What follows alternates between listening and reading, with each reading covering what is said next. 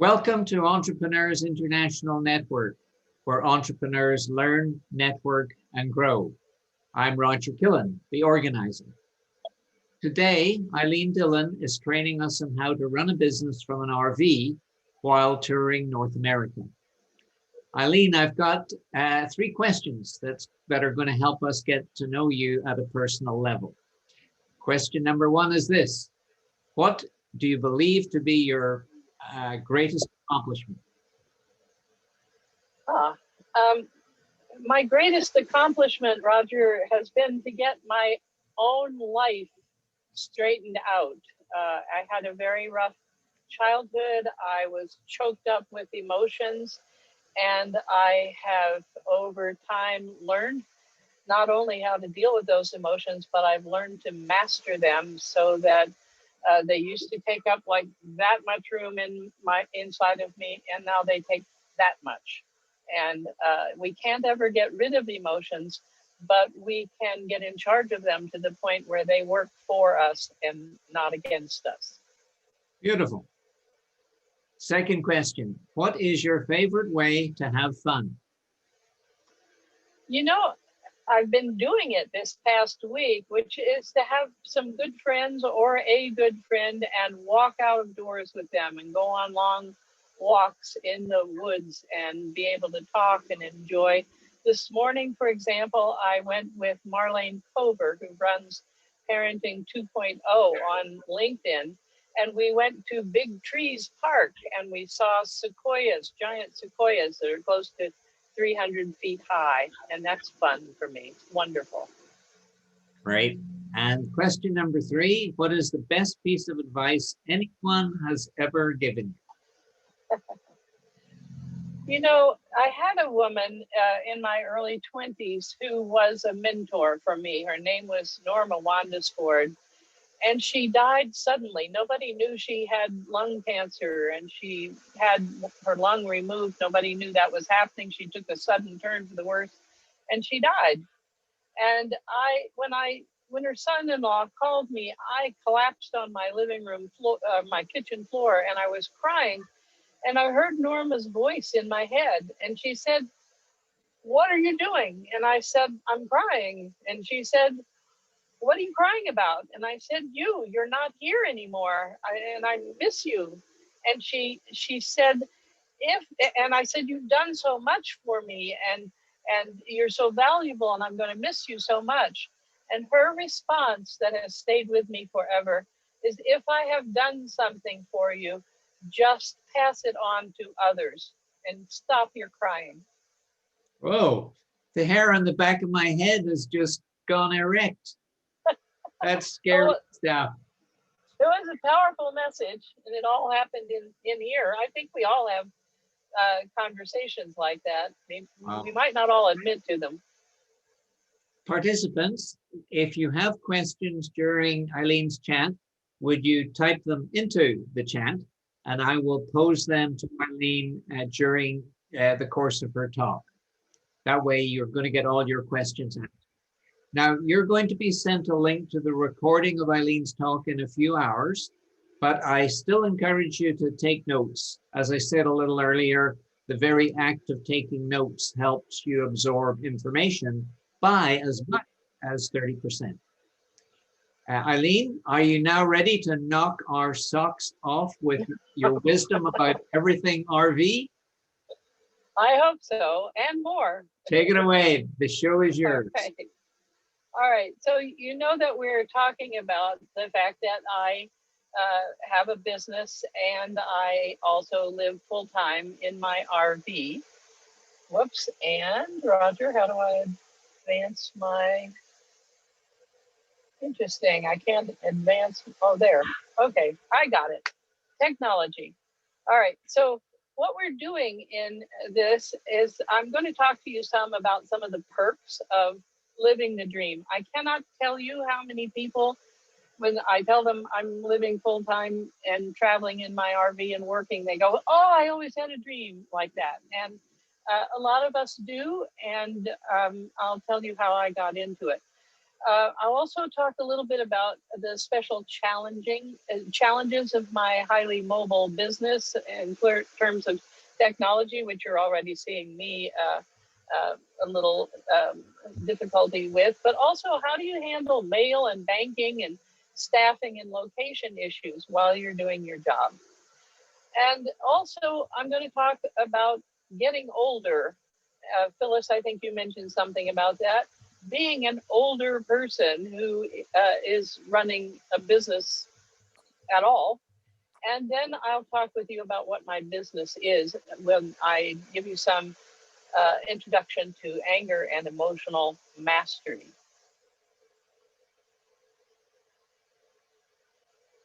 Whoops, I came back the wrong way. There we go. Okay, so, all right. I'm already having difficulties here. Let's see. I'm only getting 1 and 2, Roger. How do I do this? You don't know. Return. Okay, folks. There we go. I'm getting it. All right, so I was living this normal life in a normal home. This is my husband, Bob. I married him at the age of 57, and this is the house that we lived in. And my life was very normal until 2012, when Bob was diagnosed with prostate cancer. And he took a 5-year slow slide into his death, and he wanted to die at home. And the whole family worked together to do that with him. And I must say it was a privilege. I discovered that Bob was a teacher. Whoops, what happened now?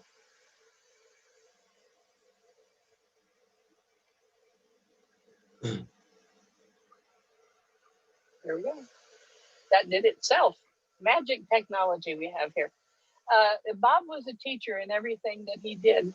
And so us having him at home for his illness and death was a really incredible thing. And all 6 of our children, we had 6 together, were there with their significant others. And it was such a privilege to help him die. And to be able to be loving and to help him fulfill his final desire, which was to have us all around him while he was dying.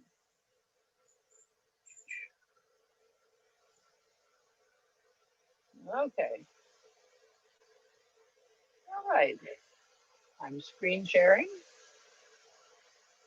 And now? You've just gone from, Yeah. Eileen, you're going back. Okay, now I'm getting it. So after Bob died, I was thinking I was going to sit in that lovely home, and you can tell some of the challenges I have in my business, so I won't have to go into talking about them. But I thought that I would just stay in the home and, contemplate my navel and do some grief work. And it didn't happen that way because life intervened. And my son came to me, and he's an adult, and he said, "How long do you plan to live? And how do you want to spend your money? Do you want to keep paying taxes and upkeep on this house, or would you like to do something different?" And as he was talking with me about that, some clients of mine came with their new Airstream, like the one here on the top, and said, "We're retiring and we've got an Airstream and we're taking off." And I really like Airstreams. So I went online to look at Airstreams, and there on the site was this other type of camper that I really, really liked, because I knew that I could not trust myself to back up anything that was connected. So I needed a one-piece thing. And this is my van. Her name is Mariah. And I ended up buying a van, and I bought it in Texas, drove it to California, and we outfitted it with solar and with its own Wi-Fi and with a phone booster as well. And we found a man, interestingly, who was a he was a rocket scientist, and he does this kind of outfitting in his spare time. So we had a really wonderful job done for us. All right, I'm gonna get there. There we go. So RVing was new to me, but living in interesting places was not. My father was a military person. I've lived in Germany, 3 places in Germany, in Paris, France, in Georgia, Virginia, Montana, um, many, many places in the US. And I also, as a young married person in my 20s, lived on a houseboat in downtown Seattle. So I began to think about RVing as a continuation of kind of a tradition that I had. And so I didn't know that I was setting up the business essentials, because at the beginning, I wasn't interested really in doing business. I had this idea that I was retired. I had sold my family, I had sold my business that I'd been operating for 45 years. I closed it down. I closed down my 13-year long uh, internet radio program, Full Power Living. And I took a year to clean out the house and sell it. And I really thought, I'm retired, maybe. I'd never really thought about retiring, but I thought I must be retired. But in getting my van to be something I could utilize, that my kids could track me a little bit, and that things would work well for me, I set up some of the essentials.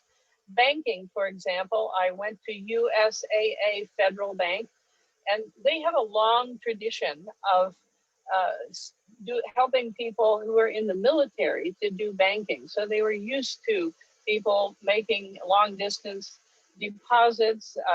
They were early adapters of things like no fee ATM withdrawals and bill pay and so forth. So I went to them to set up both my business and my personal account.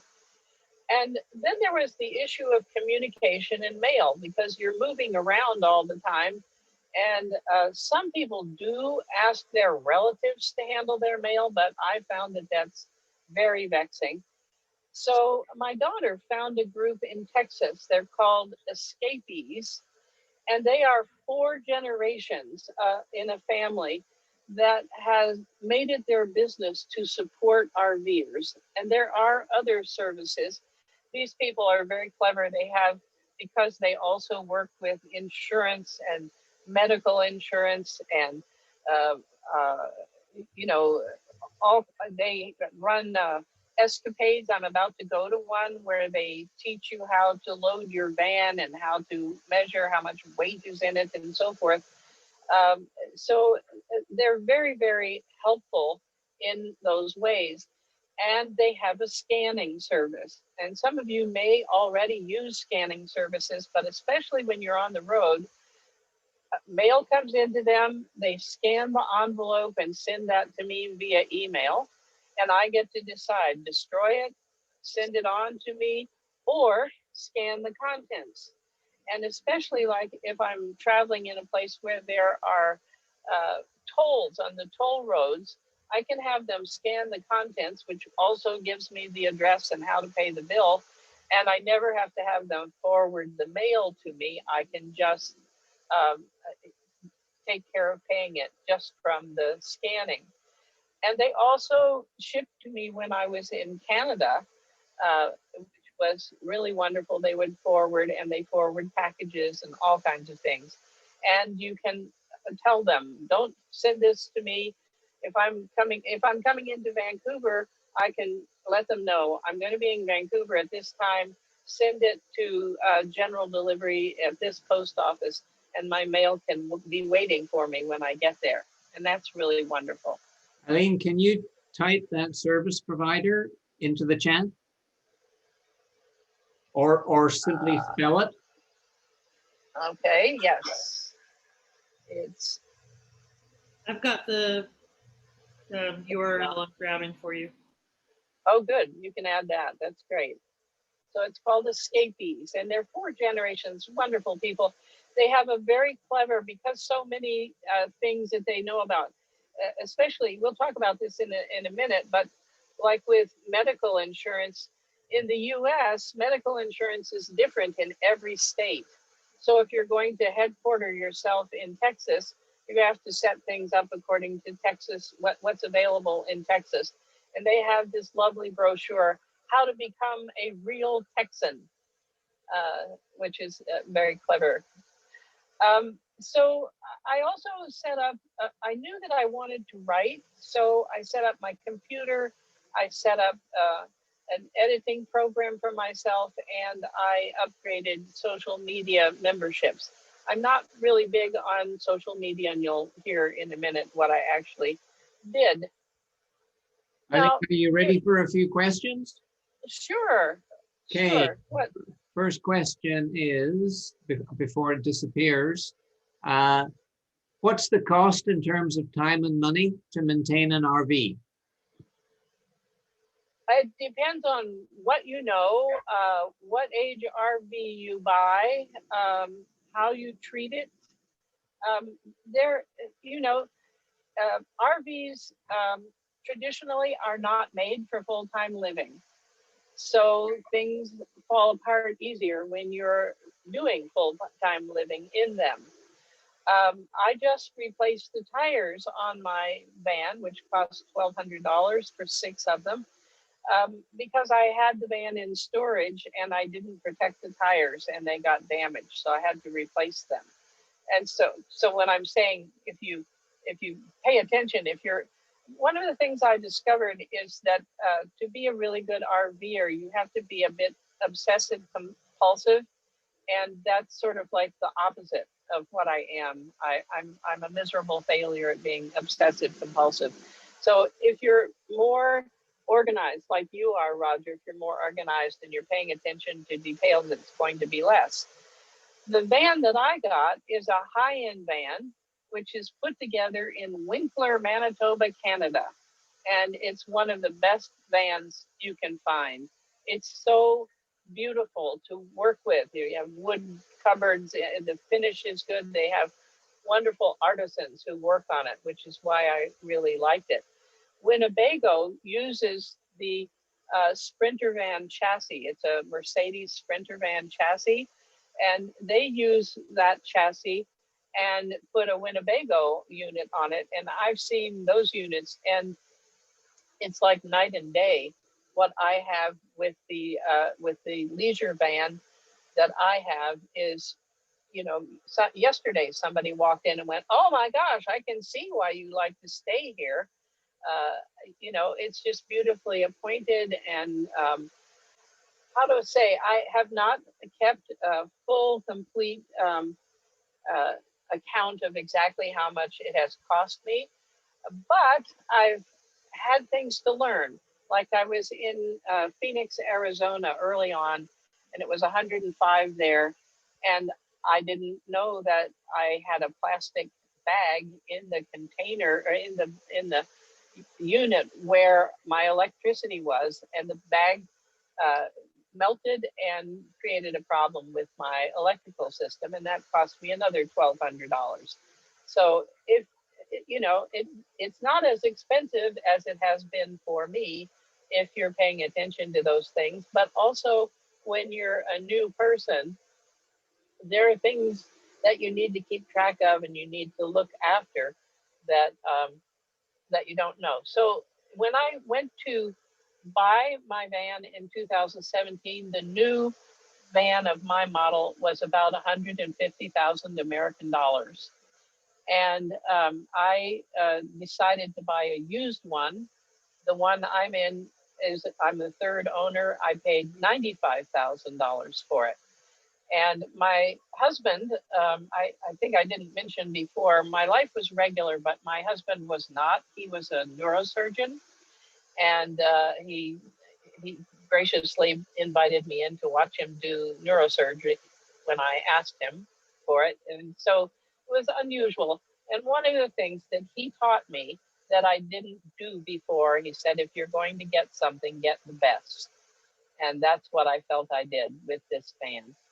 And I do not work for the people who manufacture this, by the way. Okay, the next I just question. love it. Ilene, you got quite a few questions, so you need to be a little bit more concise with your answers, if you would, please. Next Yes, question sir. is, how do you find friendly locations, friendly or say unsafe locations, particularly for a single woman? Well, I don't do fear, so I don't really concern myself a whole lot with that.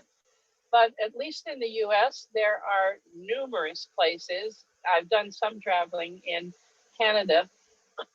um, it depends on how you like to travel. You can boondock, which means you're off the grid, you're not plugging into anything, and you can go stay on the side of a road. There are websites, RVing for free, campsitesforfree.com, where you can find those. There are also different levels of RV parks. I saw one the other day that's $243 American for overnight. I've never seen that before. There's a program called an app called All Stays, ALLSTAYS, and you can go there and find out national parks, state parks, county parks, uh, um, national forests, all different kinds.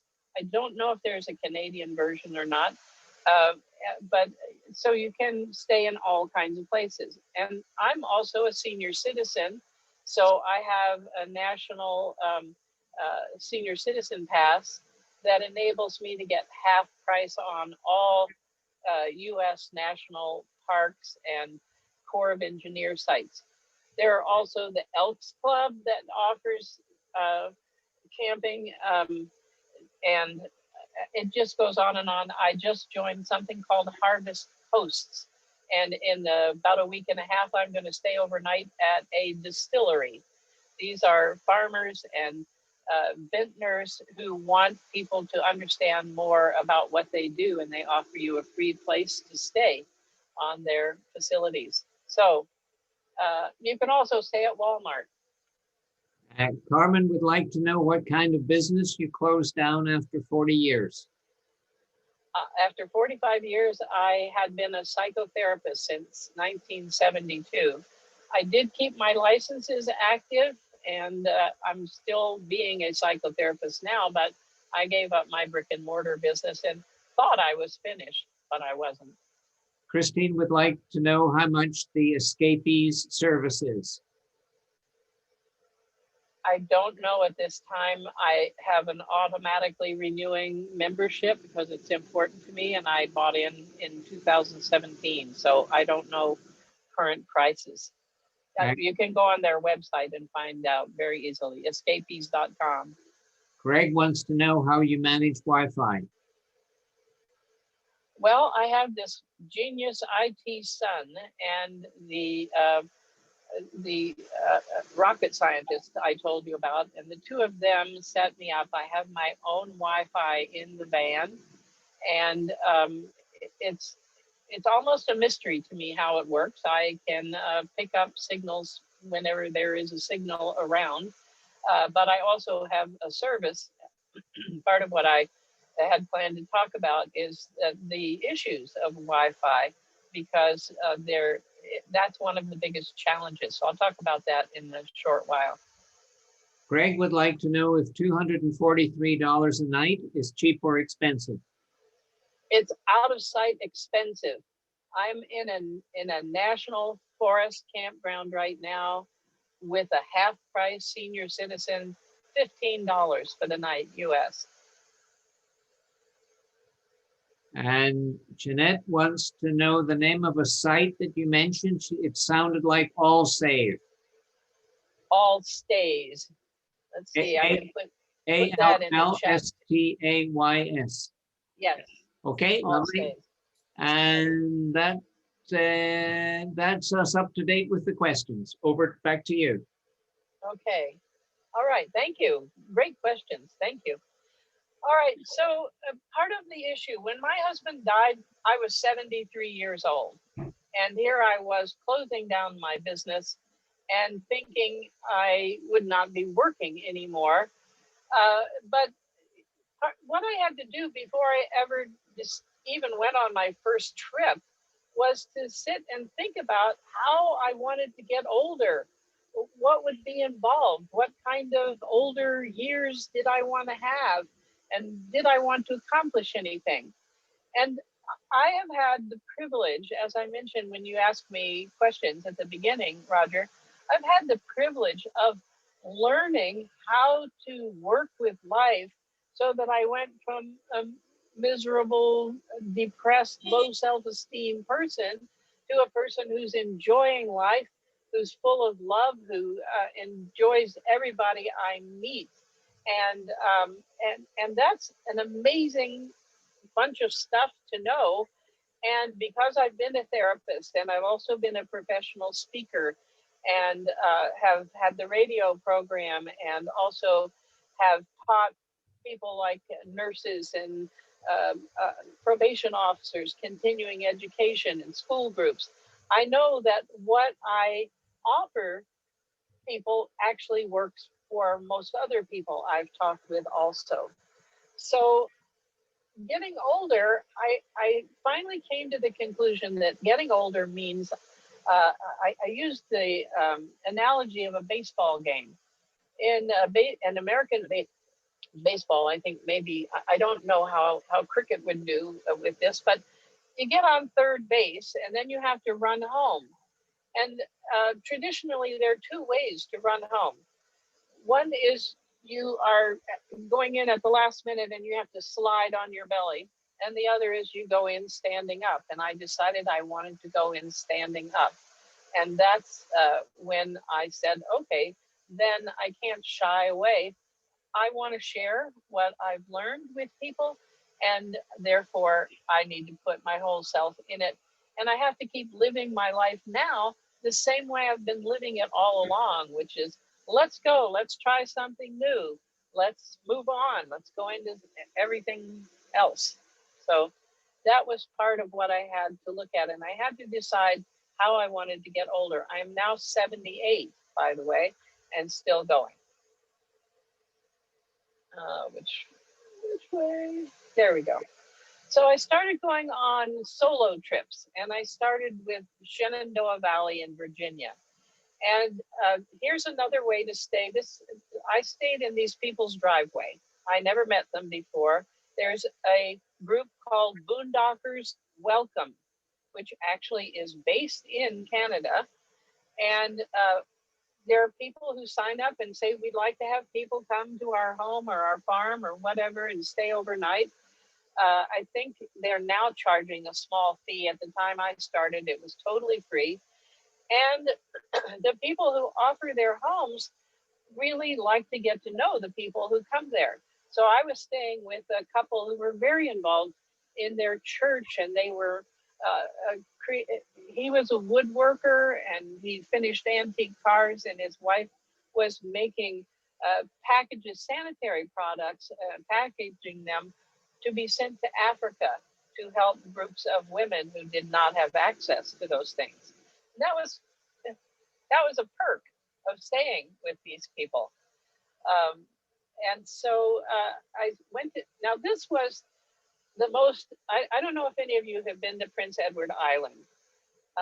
Likely some of you have. This was the most challenging part of my trip because that is an 8-mile bridge out over the ocean, and it's only 36 feet wide, two lanes.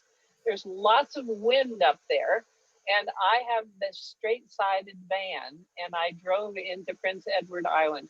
Now, I've learned how not to be afraid, but this was a real test of whether that was going to hold or not. And by the way, you're 40 meters over the ocean, 131 feet. It's really, if you haven't done it, do it before you die. It's really an exciting thing. And I had wonderful times on Prince Edward Island. I was doing the Boondockers Welcome. I stayed with a couple, for example, who took me to their favorite place for lobster dinner, and who also took me to an island musical event. And the music that was being performed was very much like Irish jigs. And it was being performed by the island garbage man, the island veterinarian, et cetera, et cetera. Everybody who lived on the island, they were the musicians. And that was a wonderful, I mean, it's absolutely fantastic. So these are some of the perks. I had a man had invited me to write a chapter for his book called Mother's Messages in a Bottle. And he had put my chapter in. His name is Tyler Hayden, and he is a professional speaker. And so I said, I'd like to see you. And guess where Tyler lives? In Lunenburg in Nova Scotia, which is this beautiful fishing town. And I took both of these pictures from his front yard where I was parked. And so you can do wonderful things like that. And I stayed there probably 5 or 6 days and just enjoyed myself staying. Those are some of the perks.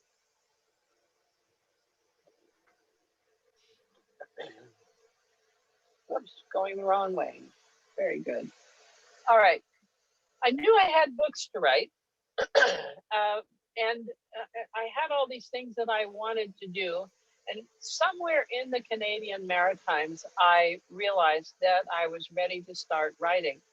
I wanted to share this lighthouse with you because this is on Campobello Island, which is where President Franklin Roosevelt, he learned to sail in the Bay of Fundy.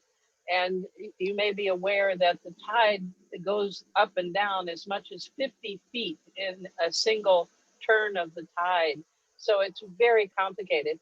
And I was able to go out on the kayak for an evening kayak, a guided tour. And also this lighthouse was reconstructed and painted by residents of the island. And you can't reach it by car.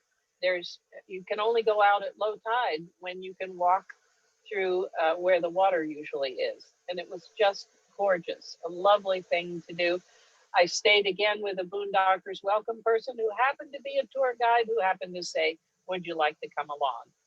And that was a lovely thing to experience. So then I was giving speeches, and I went to Las Vegas and offered a speech for a group offering that called themselves Her Story. And I also became a member of the Wellness Universe and went to the conference in Sedona, Arizona, and gave a talk there. So now I'm, getting ready to write and giving conference talks, and a few clients are beginning to trickle back in. So my business is beginning to build, but I still wasn't ready to focus on business. Oh, wait a minute. Oh, no. Nope, that's not the way I want to go. Oh, Roger, that's not it. Come on. All right. Well, I think that's not the way. There we go. There. Oh, it's not going back. Is there a technical genius on this program? Not. Come on, sweetheart. Is there anyone in the audience who is familiar with a Mac and how to use the slides? Are you currently using your mouse to advance? On the Mac, yes. Okay, try using your right left keys on the I tried that. I tried that. They don't work. Okay. No, There should be arrows on the left and right of your slides and you would hit the arrow. I don't see that either. Come on. They're kind of subtle. Are they? Uh-huh. I don't see it. Well, so we can talk about Eileen's frustration with with technology, which I've mentioned before here. Um, It's You not can a also touchscreen, you is can it, also Eileen? just use the forward back Or arrow page up and keys. page down. Is it a touch screen, Eileen? Because you can. no, it's Not not a touch touch screen? screen. No, and I've got the arrows down here. On your arrows, there should be up, down, left, right. I would just keep Yes. hitting the one that goes on your right. Hit that right, right, right, right. What happens? Nothing's happening. It just makes a sound. There you went someplace. Reload. I don't think that's doing it. No, you don't want to be there anyway. No, I don't. There. You also have to be patient when you hit the right button and wait for it to finish. Don't keep hitting the button because it'll fast forward. I see. Okay, but I'm hitting it the same direction. And all right, so we're back to the beginning here. No, we're not. All right, so I wait for a minute. Well, I Eileen, appreciate that everybody teaching me. Yes. are you moving your fingers on the trackpad or tapping? Because Ah, you tap on the left or the right side, you don't move your fingers. That's sliding them.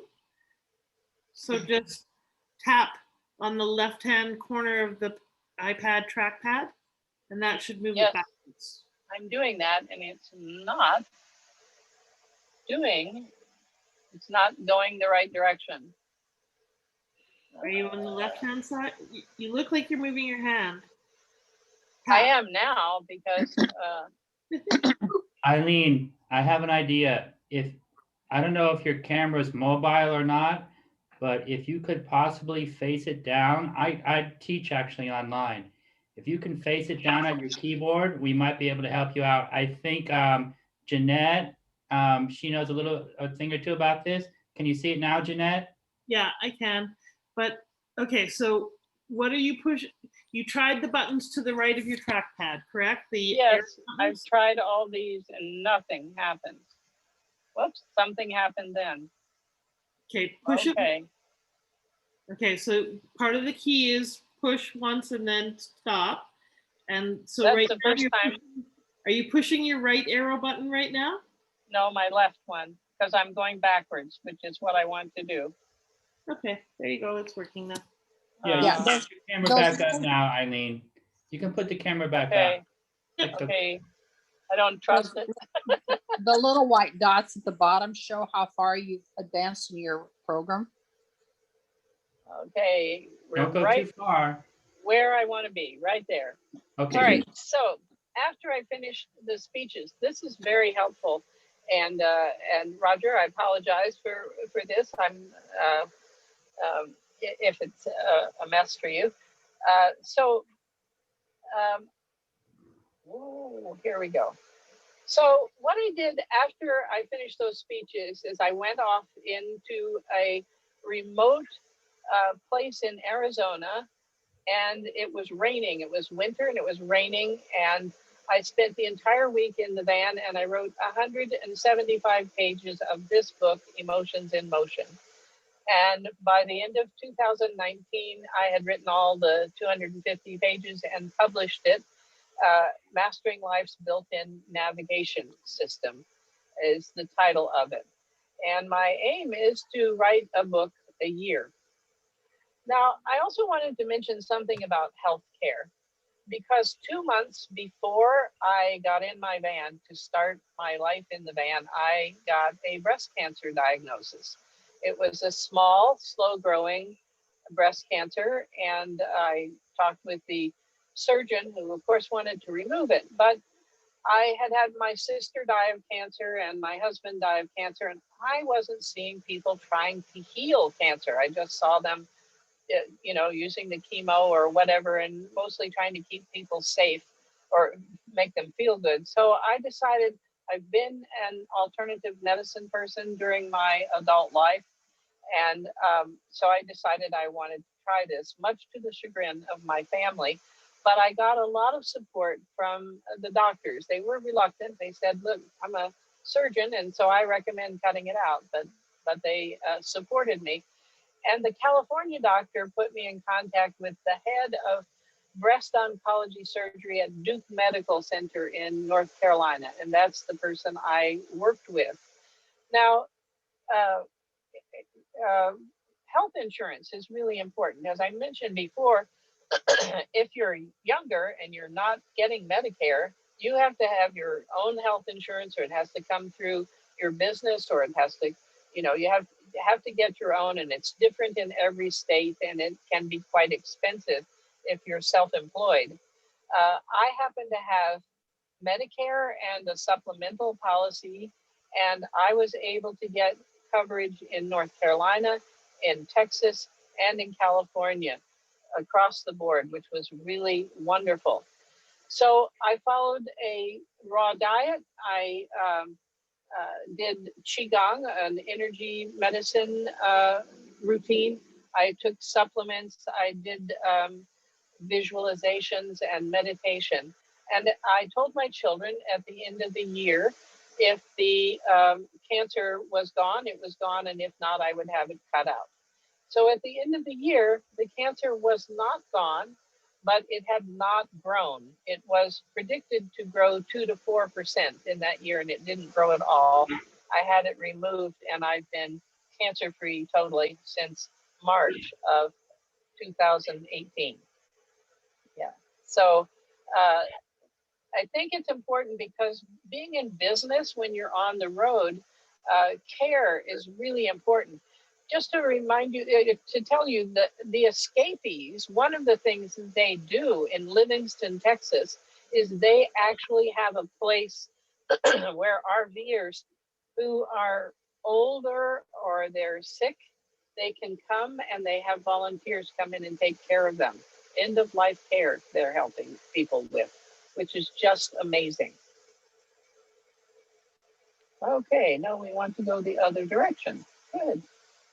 All right, so once I got that book written, of course, the book's not going to make me money. I've got to go out and promote it and market it and so forth. So I needed to get a better telecommunications system. And in the United States, we have 3 major data and Wi-Fi providers: AT&T, Verizon. Oh, I should be a Z in there. Verizon and T-Mobile. And AT&T has very fast downloads. Verizon has better coverage. And T-Mobile generally has been so difficult for most people that they don't want to do business with T-Mobile because it's very complicated.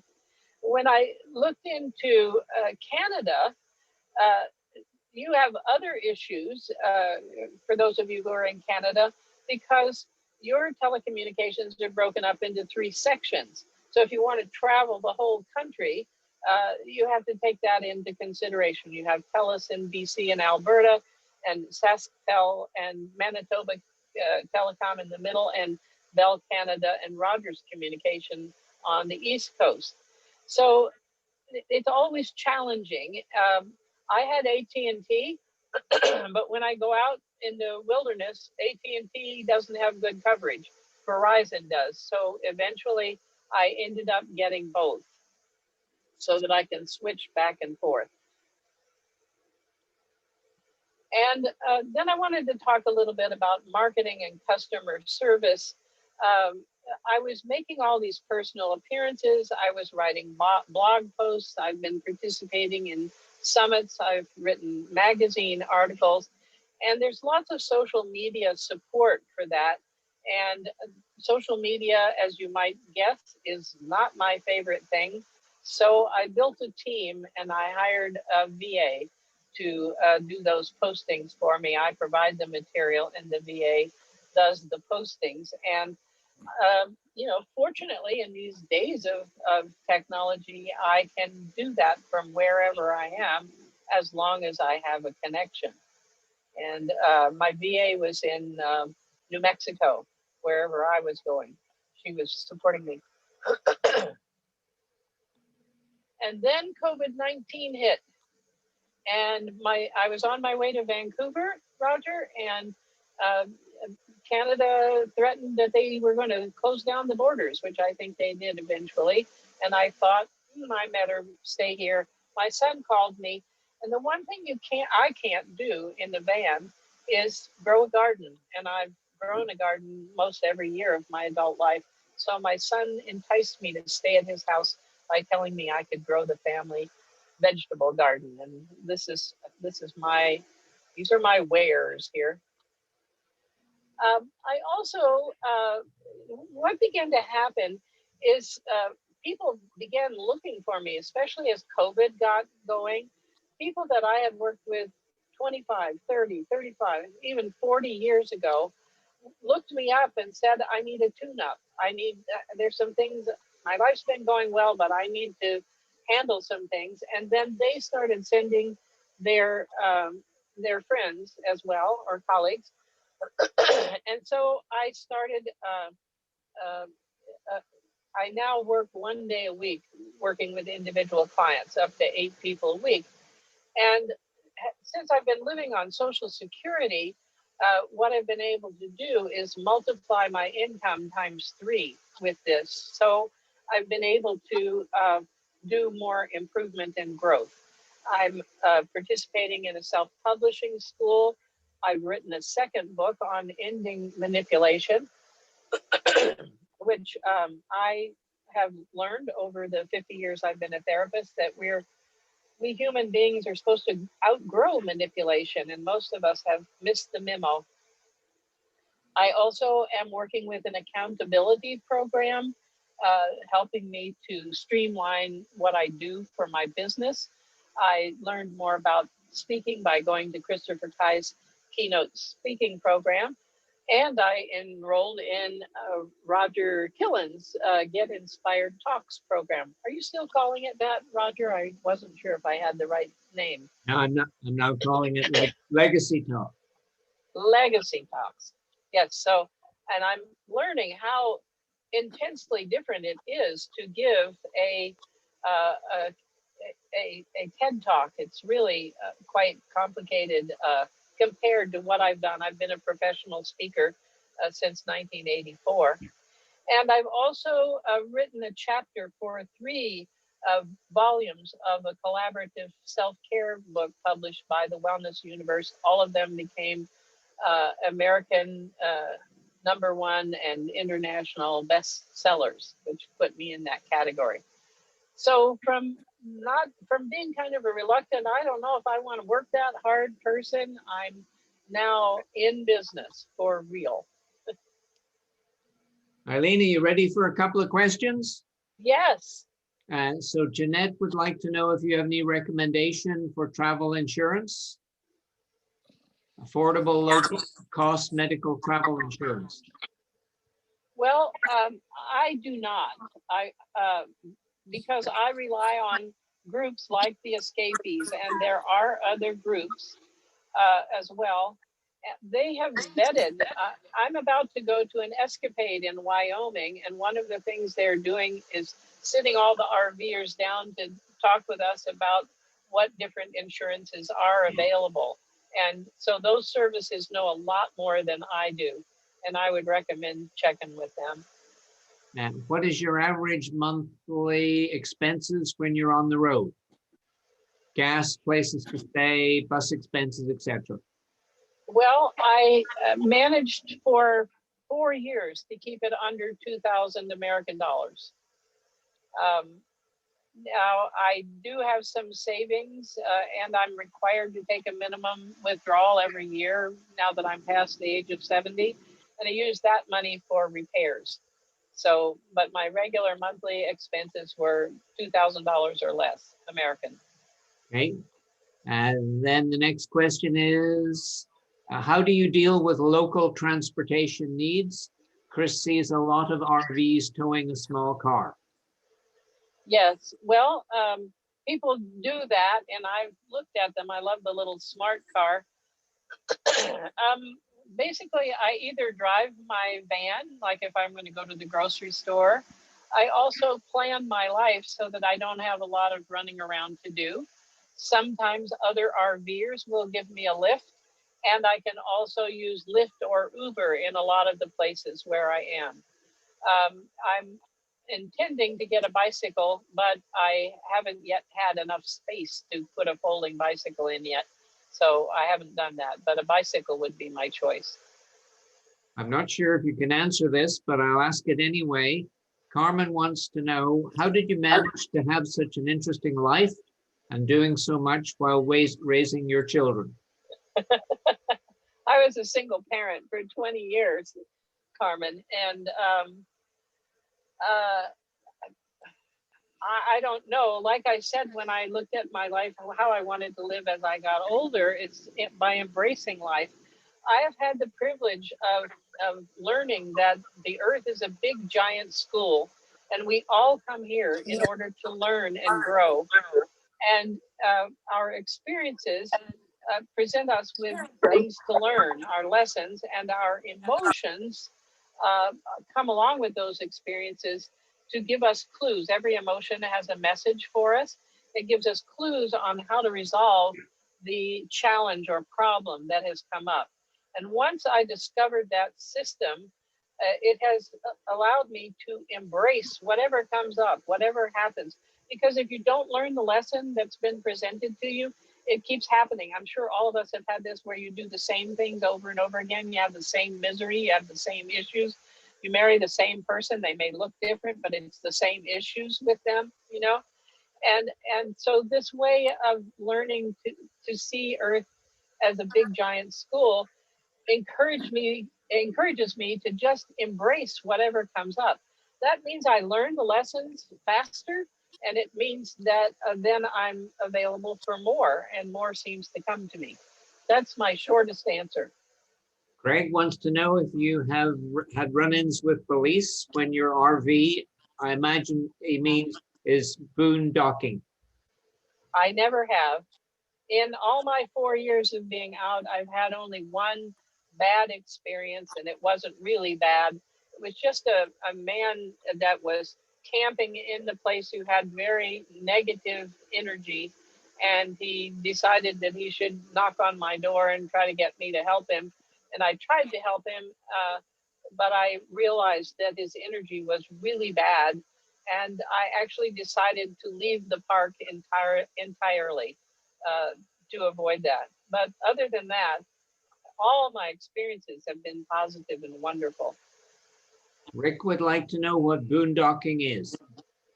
Boondocking is taking your van out to a place where there's nothing you can plug into. You can't plug into electricity. You can't plug into water.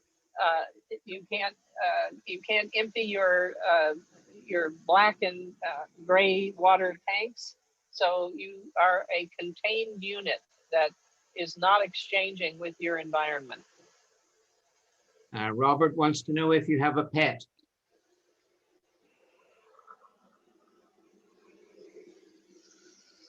Yes. You know, you have a pet. You This is Pi.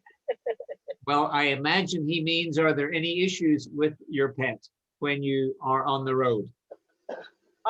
You know, there are a lot of RVers with pets. I've seen birds, lizards, cats, rabbits, dogs.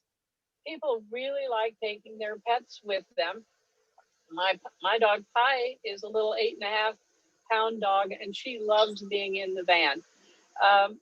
If you go to one of the big issues that I have with people with pets is picking up after them. There are some people who don't, but when you go into an RV park, they often have a dog exercise yard, and you are required to pick up after your pet.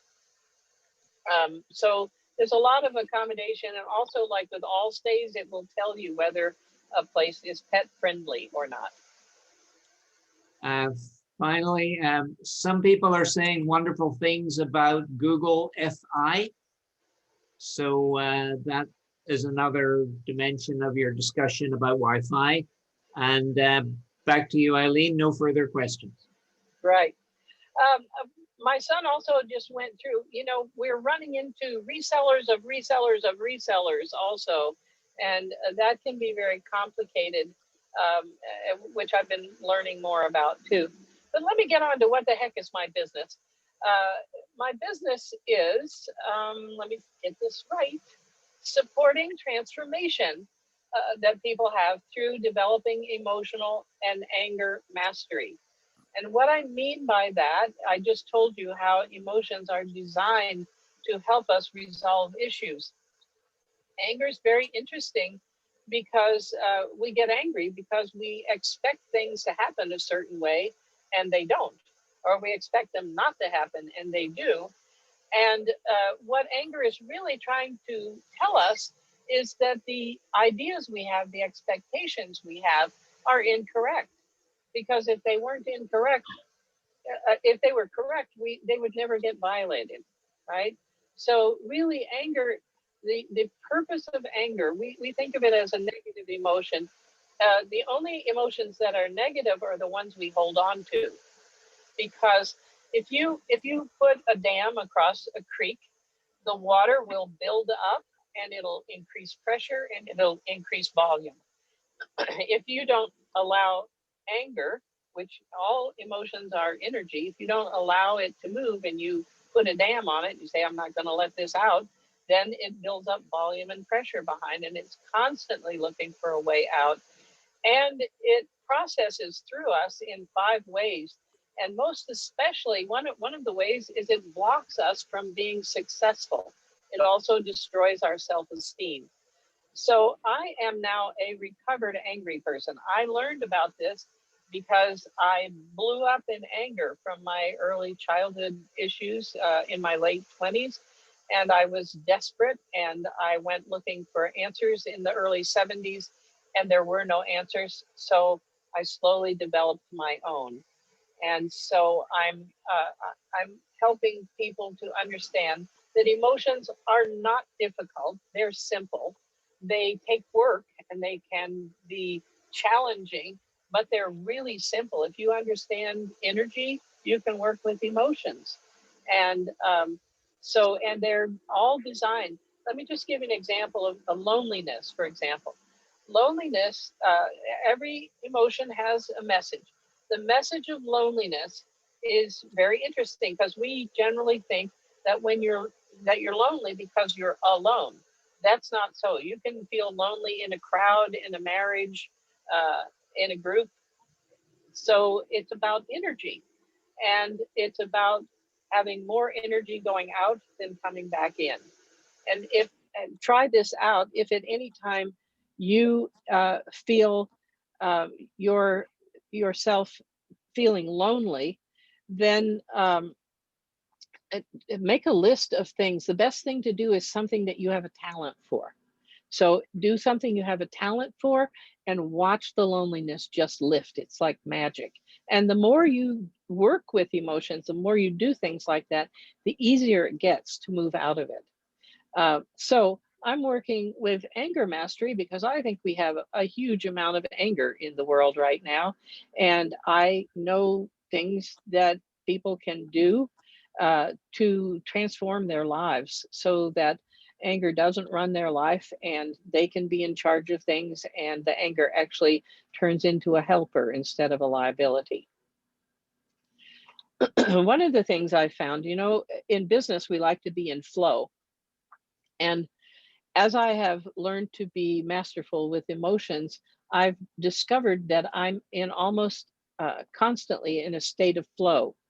And that's because emotions are energy. Energy needs to move. And when it moves, after a while, you've been using it for so long, there's just no impediment to the flow of energy that's moving through you. And that's one of the things I'm very excited to share with people. So I wanted to tell you. Time for a question? Sure. This is from Phyllis. She wants to know about state of residency. How do you confirm state of residency when you're on the road all the time? Well, most people who are, most agencies or businesses or whatever that are concerned about that, they want an actual street address. when I'm registered with the escapees, I don't have a street address. It is 250 Rainbow Drive, but then I have a box number, and a lot of like a bank won't necessarily take that. So there are some mail centers where you can get a street address from them. And also I check in with my son in Northern California. You can ask friends or relatives if you can use their address. But be careful the way mail, at least in the US, operates right now. They chase you down, and the people that I have, that I'm using my son's address, they get more junk mail for me than they get for themselves, which is not a fun thing. No further questions. Somebody's trying to call me. Can you hear that? No.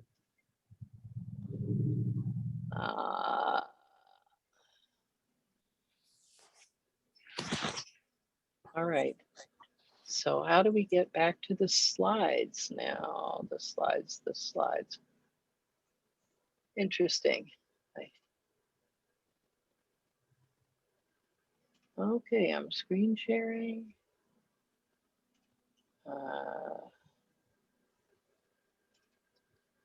You likely have to go out and then re-screen share if you Probably. you're sharing. Thank you. We will try that.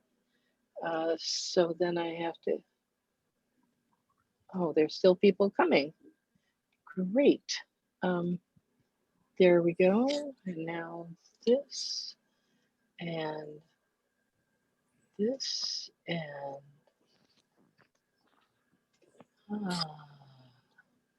and this for share screen, share. Okay, it's supposed to be sharing. So you see where it says present, the down arrow, click on the down. Yeah, I did that already. Present from the beginning. All right, so now we will slowly move through.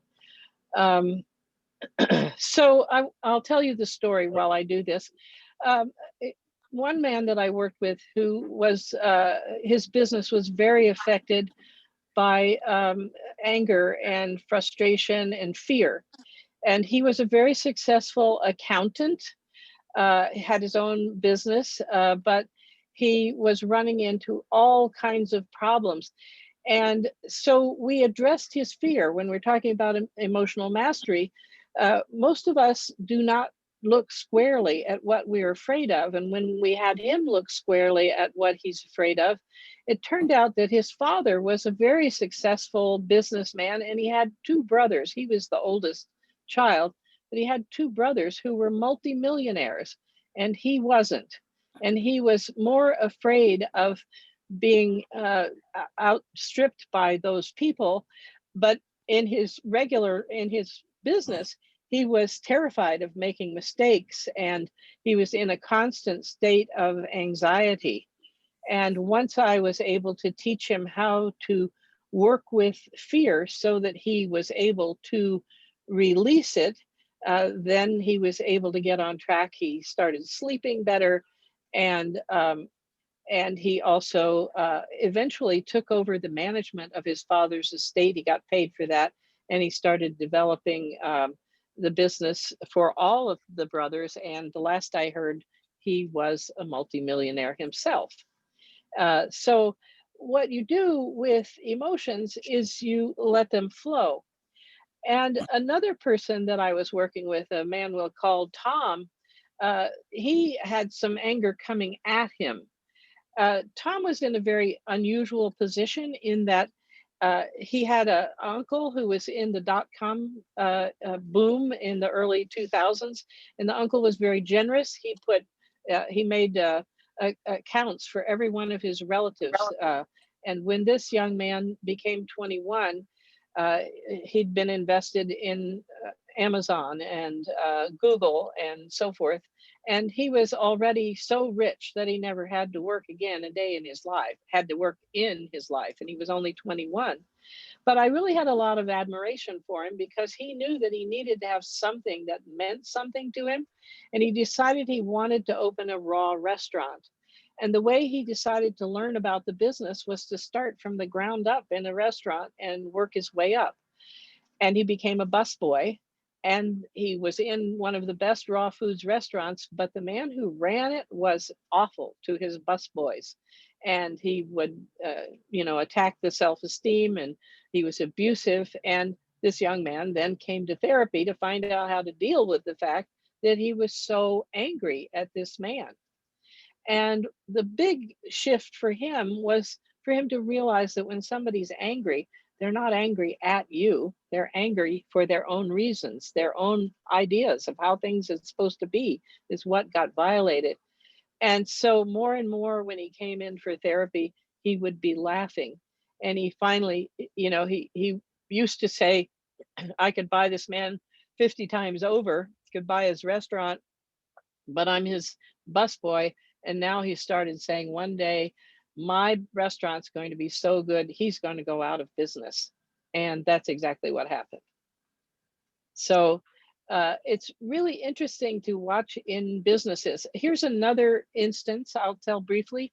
There was a woman with 2 children who was a single parent. She was a professional woman. And she came to me saying she didn't have enough time to get everything done. She wanted to know, what do I change? And I said, you change saying that you don't have enough time, because time is a constant. There's the same time. Instead, say there's enough time for everything. And you may run into this in your business and not feel like you have enough time.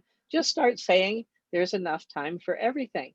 Well, she didn't totally believe it, so she added something. She said, I may not see it right now, but I know there's enough time for everything.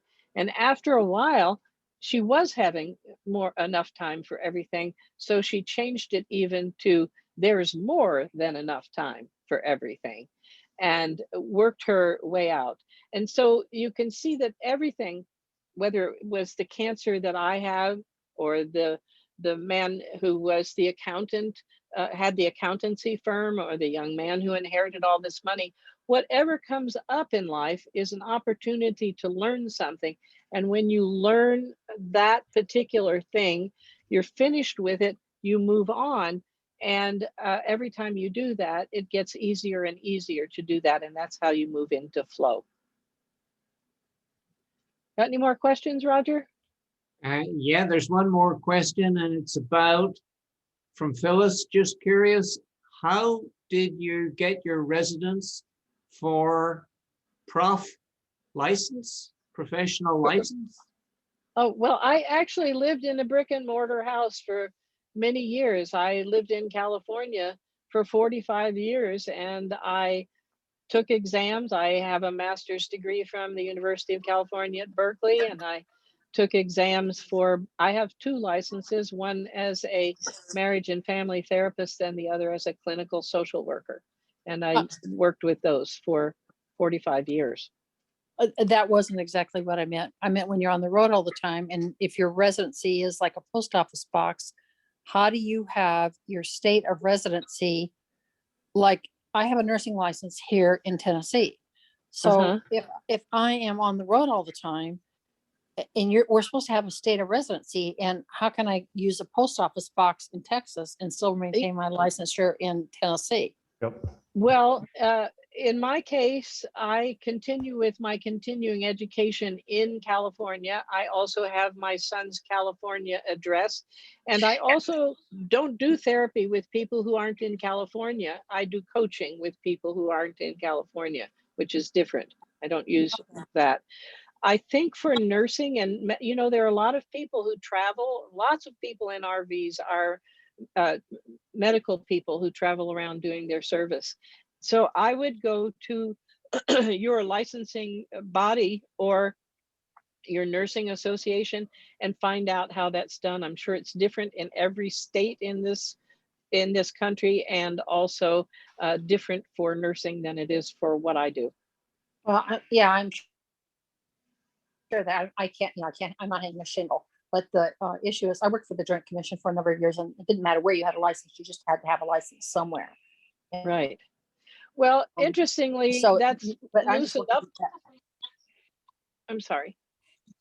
It's And I was loosened gonna up a say, lot during COVID because people have been working on Zoom. Therapists have been able to work with people everywhere, even from California. okay. So, Well, what you do is very interesting, and it's kind of similar to what I'm doing, but I also have a certification as a legal nurse consultant to work with medical malpractice cases yeah. with attorneys.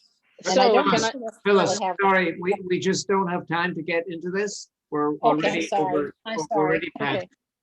I have one thing to tell you, Phyllis. Do what you love. Yes, Roger. I'm just about to wrap up. Will that work? Yes, that will be fine. Great, thank you. All right, so I want to offer everyone who sees this presentation a 30-minute discovery call.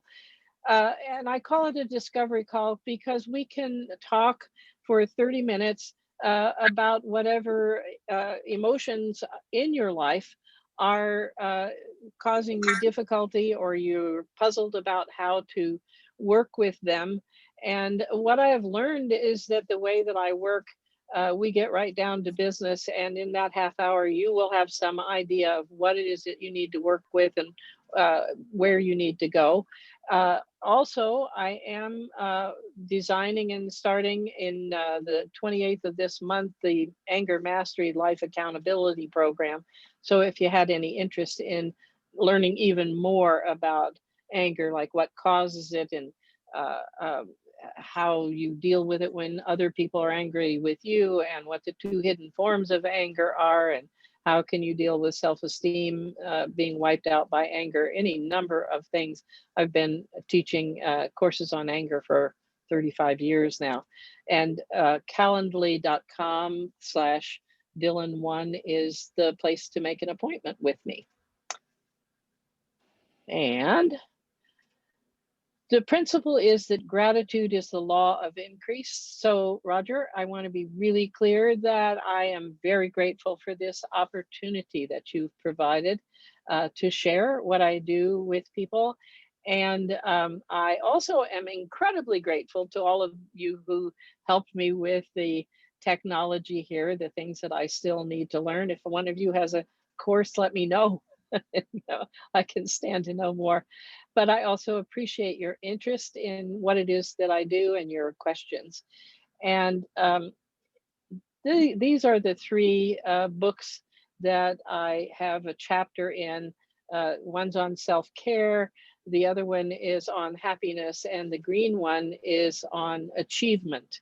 And in the happiness book, the name of my chapter is The Dalai Lama's Smile. And I really enjoyed it. And those have enabled me to be an Amazon best-selling author.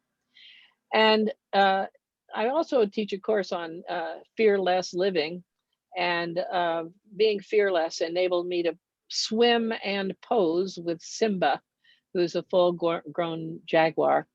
And I think, Roger, on the chat, we have these two ways that you can get hold of me. Yeah, they're both on the chat. Okay, and that's it for me. And thank you very much. Great. Thank you so much, so much. And I think everyone is completely inspired by what you have done, what you are doing. Age is no barrier, and you're proving it. So, Ilene, thank you so much for sharing your life story, or at least this current bit with us. Thank you. Thank you.